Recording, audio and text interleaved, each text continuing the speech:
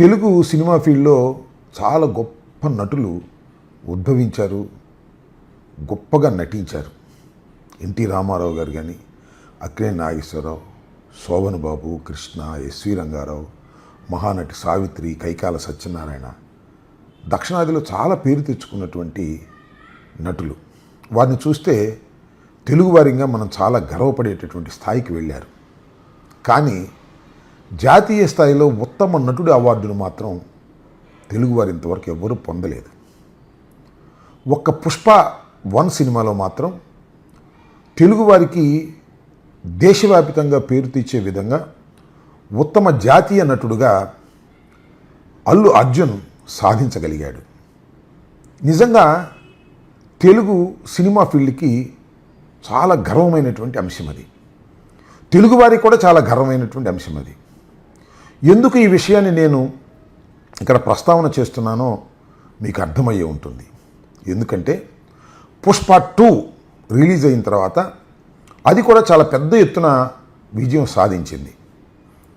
కానీ ఆ కుటుంబం కానీ, తెలుగు సినిమా అభిమానులు కానీ పెద్దగా పండుగ చేసుకోలేనటువంటి ఒక పరిస్థితి ఏర్పడింది. దీనికి కారణం ఎవ్వరు అనేది ఇక్కడ ప్రశ్న. మరొక్కసారి నేను పునరుద్ఘాటిస్తున్నా. సంధ్యా థియేటర్ దగ్గర రేవతి మరణానికి అల్లు అర్జున్ నైతిక బాధ్యత వహించవలసిందే తప్ప చట్టమైన బాధ్యత వహించవలసిన అవసరం లేదు అనేది నా దృఢమైనటువంటి అభిప్రాయం. ఈ అభిప్రాయం చివరిదాకా ఉంటుందని కూడా చెబుతున్నా. ఒకవేళ అల్లు అర్జున్, అల్లు అరవింద్ వెళ్ళి కాంప్రమైజ్ అయిపోయినా నా అభిప్రాయం మాత్రం మారదు. ఎందుకంటే ఈ సంఘటనలో హీరోగా చెప్పబడుతున్నటువంటి అల్లు అర్జున్ గారికి ఇంటెన్షన్ లేదు, నెగ్లిజెన్స్ లేదు.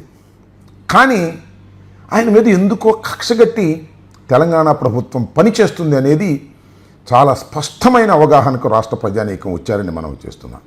జాతీయ స్థాయిలో ఉత్తమ నటుడుగా అవార్డు పొందినటువంటి వ్యక్తిని ఒక చిన్న కేసులో, ఇంటెన్షన్ లేని కేసులో చాలా ఇబ్బంది పెట్టేటటువంటి కార్యక్రమాలు చేస్తున్నారు. ఇంకోసారి అనిపిస్తుంది కసబ్గానో నయీంగానో చూస్తున్నట్టుగా అనిపిస్తుంది నాకు. ఎందుకంటే ఆ కేసులో బెయిల్ తెచ్చుకున్నటువంటి అల్లు అర్జున్ని విచారణ పేరుతో పిలిచారు. ఏముంటుంది దానిలో విచారణ? ఇంటెన్షనే లేదు, నెగ్లిజెన్స్ లేని దానిలో ఏమైనా ఆయుధాలను మళ్ళీ గుర్తించాలా ఏమిటి నాకు అర్థం కాల. ఇన్వెస్టిగేషన్ పేరుతో పిలిచి సుమారుగా 3.5 గంటల పాటు విచారణ చేశారు. మళ్ళా సంధ్యా థియేటర్ దగ్గరికి తీసుకువెళ్ళారు. అనేకమైన ప్రశ్నలు ప్రశ్నించినట్టుగా వార్తలు వచ్చాయి. కానీ ఏమేం జరిగిందో కూడా కొన్ని టీవీలు చెప్పేసేస్తున్నాయి బహిరంగంగానే. మరి వారికి ఎలా తెలిసిందో నాకైతే అర్థం కాలేదు. మోరల్గా అల్లు అర్జున్ తప్పు చేశాడని నిరూపించడానికి తెలంగాణ ప్రభుత్వం అనడం కంటే రేవంత్ రెడ్డి గారు తీవ్రంగా ప్రయత్నం చేస్తున్నట్టుగా విస్పష్టంగా అర్థమవుతున్నటువంటి విషయమని ఈ సందర్భంగా నేను చెప్పదలుచుకున్నా.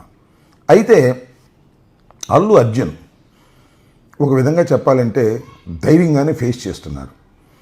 ధైర్యంగా ఫేస్ చేస్తున్నారు అంటే ఇక్కడ ఆయన చేసిన తప్ప లేక కరెక్టా అనేది కాలం నిర్ణయించాల్సింది ఒక అంశం మీద. అదేమిటంటే రేవంత్ రెడ్డి గారు రాష్ట్ర ముఖ్యమంత్రిగా శాసనసభలో అల్లు అర్జున్ మీద మాట్లాడుతూ చాలా విపరీతంగా విమర్శ చేశారు. ఆ విమర్శ విని ఎవరైనా నటులు కాముగా ఊరుకుంటారు, సినిమా నటులు భయపడతారు. ఎందుకో అల్లు అర్జున్ భయపడలేదు.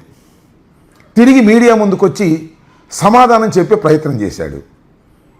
అది మరింతగా ఆవేశాన్ని తీసుకొచ్చింది ఆ రాష్ట్ర ప్రభుత్వానికి. వెంటనే పోలీసులు విచారణకు పిలిచారు, విచారించారు. సరే, అది చట్టబద్ధమైన అంశం అనుకుందాం. ఇంకొక అంశం చాలా హాస్యాస్పదంగా ఉంటుంది. ఓయూ జేఏసీ వారు అల్లు అర్జున్ ఇంటి మీదకి వెళ్ళి రాళ్లు వేశారు, కుండీలు పగలగొట్టారు, ఒక భయానకమైన వాతావరణాన్ని సృష్టించారు. అంటే ఏంటి? ఇక్కడ తెలంగాణ వాదాన్ని మళ్ళీ తీసుకొస్తున్నారు. ఇది ధర్మమేనా? తెలంగాణ, ఆంధ్ర ఉద్యమాలు జరిగాయి. ఉద్యమాలు జరిగినప్పుడు తెలంగాణ వాదులందరూ చాలా స్పష్టంగా చెప్పారు, మనం అన్నదమ్ములు లాంటి వాళ్ళం, అన్నదమ్ములుగా విడిపోదాం, కలిసిమెలిసి ఉందామనే మాట పలుమార్లు చెప్పారు. కాలం నిర్ణయించింది, విడిపోయాం. విడిపోతే ఇవాళ ఇలాంటి సందర్భంలో కూడా మీరు తెలంగాణ వాదాన్ని తీసుకొచ్చి అల్లు అర్జున్ని, తెలుగు సినిమాలో నటిస్తున్న హీరోల్ని బెదిరించాలి, భయపెట్టాలి అనుకోవడం ఏమంత సమంజసమో ఒక్కసారి తెలంగాణ ప్రజలు, మేధావులు ఆలోచించాలని మనవి చేస్తున్నా. ఎప్పుడైతే ముఖ్యమంత్రి గారి వాదన, ప్రభుత్వ వాదన బలహీనంగా ఉంటుందో అప్పుడు మాత్రమే ఇలాంటి వాదనలు తీసుకొస్తారనేది నైతికంగా కొద్దిగా ఆలోచిస్తే ఎవరికైనా అర్థమవుతుంది. అంటే అల్లు అర్జున్కి అనుకూలంగా మాట్లాడేటటువంటి కంఠాలు ఒక్కటి కూడా లేదు. ఉంటే గింటే వాళ్ళ మామగారు, లేదంటే వాళ్ళ నాన్నగారు. ఇంకా ఆయనకు అనుకూలంగా చాలామంది మాట్లాడాలనుకున్నా మాట్లాడలేరు. ప్రభుత్వానికి వ్యతిరేకంగా గొంతు విప్పాలంటే చాలామందికి భయం, ఏదో ప్రభుత్వంతో అవసరం వస్తుందనేటువంటి ఆలోచన. ఇలాంటి పరిస్థితుల్లో అల్లు అర్జున్ ఒక్కడే మౌనంగా ఈ సిచ్యువేషన్ ఎదుర్కొంటున్నాడు, ధైర్యంగా కూడా ఎదుర్కొంటున్నాడు. అయితే అల్లు అర్జున్ మౌనంగా ఉన్నాడు కాబట్టి, ప్రభుత్వం ఘాటుగా విమర్శ చేస్తుంది కాబట్టి, పోలీసులు కూడా ఘాటుగా విమర్శ చేస్తున్నారు కాబట్టి, మీడియా కూడా హైదరాబాద్లో ఉంది కాబట్టి మీడియా కూడా ప్రభుత్వానికి బలపరుస్తుంది కాబట్టి, విశ్లేషకులు అనేవారు చెప్పుకునే వాళ్ళు కూడా ప్రభుత్వాన్ని బలపరుస్తున్నారు కాబట్టి, ప్రభుత్వం చాలా బలంగా వాదన వినిపిస్తున్నట్టుగా అనిపిస్తుంది కాబట్టి అల్లు అర్జున్ది తప్పు అనుకుంటే మాత్రం పొరపాటు. అల్లు అర్జున్ మౌనం చాలా బలమైందని మనవి చేస్తున్నా. అల్లు అర్జున్ వెనకాల మౌనంగా లక్షలాది కోట్లాది కంఠాలు ఉన్నాయనే విషయాన్ని కూడా దయచేసి ప్రభుత్వాలు మర్చిపోవద్దని మనవి చేస్తున్నా. ఒకటి నేను చాలా అనుభవంతో చెబుతున్నా, జీవితమే శాశ్వతం కాదు, దానిలో అధికారం శాశ్వతమా? ఎన్నాళ్ళు ఉంటుంది? 5, తప్పుకుంటే 10 సంవత్సరాలు.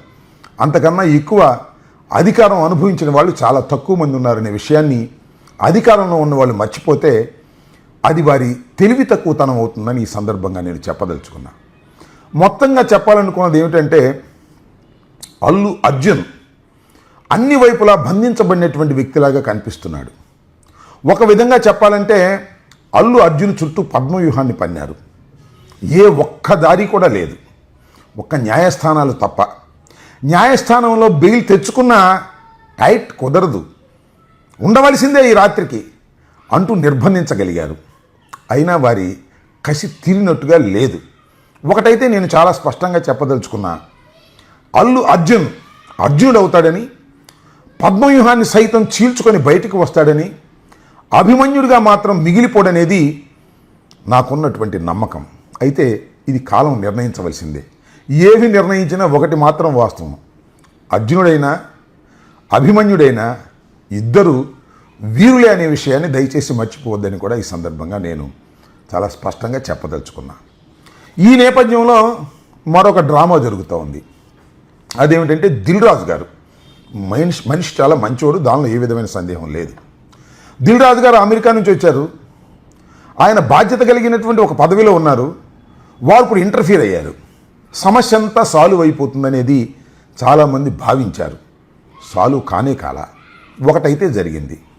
ఆ కుటుంబానికి, రేవతి కుటుంబానికి మాత్రం కేవలం 25 లక్షలు మాత్రమే ప్రకటించినటువంటి అల్లు అర్జున్ గారి దగ్గర నుంచి ఏమైనా 2 కోట్ల రూపాయలు సహాయం చేసేదానికి దిల్ రాజు గారు కృషి చేశారు. దానిలో అభినందనీయుడు. అయితే పుష్పతో ప్రారంభమైనటువంటి వివాదం అల్లు అర్జున్ వర్సెస్ ప్రభుత్వంగా మిగిలిందంటే లేదు. అసెంబ్లీలో చాలా స్పష్టంగా ముఖ్యమంత్రి గారు కొన్ని విషయాలు చెప్పారు. అదేమిటంటే, నేను ఈ చైర్లో ఉండగా టిక్కెట్లు పెంపు ఉండదు, బెనిఫిషియల్ అంతకంటే ఉండవు, రాయితీలు కూడా ఉండవు అనే మాట ఒక మాట చెప్పారు. అది తెలుగు చలనచిత్రానికి, హైదరాబాదులో ఉన్నటువంటి నటులకి ఒక పిడుగు లాంటి వార్త. ఈ వార్త నుంచి ఎలా బయటకు రావాలి, దీని నుంచి ఎలా బయటకు రావాలని అందరు హీరోలు, నటులు, సినిమా పరిశ్రమ ఆలోచించుకునేటటువంటి దశకు రేవంత్ రెడ్డి గారు నెట్టేశారు. అప్పుడు దిల్ రాజు గారి దౌత్యాన్ని ఉపయోగించే ప్రయత్నం చేశారు. మీటింగ్ వేశారు, కూర్చున్నారు, మాట్లాడుకున్నారు, కానీ ఫలితం లేదు. రేవంత్ రెడ్డి గారు అసెంబ్లీలో చెప్పిన దానికే రీట్రేట్ అయి నిలబడి ఉన్నారు. కాలం ఏం చేస్తుందో చూడాలి. ఒక మెట్టు దిగి హైదరాబాద్లో తెలుగు పరిశ్రమకి ఉత్సాహంగా తీసుకువెళ్తారా, లేకపోతే తెలుగు పరిశ్రమను అణిచివేస్తారా అనేది ఇక్కడ ఆలోచించాలి. దిల్ రాజు గారు మీటింగ్ అయిపోయిన తర్వాత వచ్చిన తర్వాత కొన్ని మాటలు చెప్పారు. నాకు కాస్త నవ్వు వచ్చింది. మేమందరం సమావేశమైంది ఎందుకో తెలుసా మీకు? తెలుగు సినిమాని ప్రపంచ స్థాయిలో తీసుకురావడం కోసం, ఒక హబ్బుగా దీన్ని క్రియేట్ చేయడం కోసం ముఖ్యమంత్రి గారి సహకారం అడిగాము, ఆయన ఇస్తా ఉన్నారు. తెలియకడుగుతానండి. ప్రపంచ స్థాయిలో పేరు ప్రఖ్యాతులు గడించినటువంటి అల్లు అర్జున్ని అరెస్ట్ చేసి ఇబ్బంది పెడుతున్న ఈ ప్రభుత్వం తెలుగు సినిమా రంగాన్ని ప్రపంచ స్థాయిలోకి తీసుకువెళ్ళడానికి పనిచేస్తుంది అని మీరు చెబితే నమ్మడానికి ఎవరు అమాయకులు లేరనే విషయాన్ని మీరు గుర్తుపెట్టుకోండి. ఒకటైతే వాస్తవం, తెలుగు చలనచిత్ర సీమలో ఉన్నటువంటి నిర్మాతలు, నటులు, హీరోలు, స్టూడియో అధిపతులు ఏ విధంగా రేవంత్ రెడ్డి గారిని ప్రసన్నం చేసుకోవాలనే తాపత్రయమే తప్ప మరొకటి కనిపించడం లేదని నేను భావిస్తున్నాను. కాబట్టి ఈ మొత్తం ఇష్యూలో, పుష్పతో ప్రారంభమైనటువంటి ఇష్యూలో ఖచ్చితంగా అల్లు అర్జున్ది కరెక్టు, ప్రభుత్వాన్ని తప్పు అనే దానిలో నిస్సంకోచంగా నేను చెప్పదలుచుకున్నాను. దీన్ని ఎంతవరకు తెలుగు ప్రజలు విశ్వసిస్తారో చూద్దాం. ఇంకోటి కూడా ఇక్కడ నేను చెప్పదలుచుకున్నాను. దేశవ్యాపితంగా హిట్ అయినటువంటి సినిమా టోటల్గా సుమారుగా చాలా భాషల్లో దీని మీద జాతీయ స్థాయిలో చర్చ జరుగుతూ ఉంది. కాంగ్రెస్ పార్టీ జాతీయ స్థాయిలో ఉన్నటువంటి రాజకీయ పక్షం. చివరికి కాంగ్రెస్ పార్టీ దీనిలో ఎంతో కొంత నష్టపోతుంది తప్ప ఏ విధమైన లాభం పొందలేదు. తెలంగాణలో డైరెక్ట్గా నష్టపోతుంది, దేశవ్యాపితంగా కూడా నష్టపోయేటటువంటి పరిస్థితులు ఉన్నాయి. అన్యాయంగా, అక్రమంగా ఒక ఇన్నోసెంట్ని ఇబ్బంది పెడుతున్నారు. కారణాలు బెస్ట్ నోన్ టు దెమ్ అనేటువంటి అంశం అవి రహస్యమైనటువంటి అంశాలుగా భావిస్తున్నారు. ఎందుకో కోపం, తెలంగాణ ప్రభుత్వానికి ఎందుకో సినిమా నటులంటే కోపం, ముఖ్యంగా అల్లు అరవింద్ అంటే మరింత కోపం, అల్లు అర్జున్ అంటే మరింత కోపం. వారి మీద కక్ష తీసుకోవడానికి చట్టాన్ని తన చేతుల్లోకి తీసుకొని ఉపయోగించుకుంటున్నారనేటువంటి మాట ప్రతి నోటా వినిపిస్తుంది. బహిరంగంగా మాట్లాడలేరు, మౌనంగా ఉంటున్నారు. దీన్ని రాష్ట్ర ప్రజానీకం, తెలుగు ప్రజానీకం, సినిమా అభిమానులు, రాజకీయ నాయకులు దేశవ్యాపితంగా ఆలోచన చేయాలని మిమ్మల్ని అందరినీ సవినయంగా నేను కోరుతున్నాను. ధన్యవాదాలు.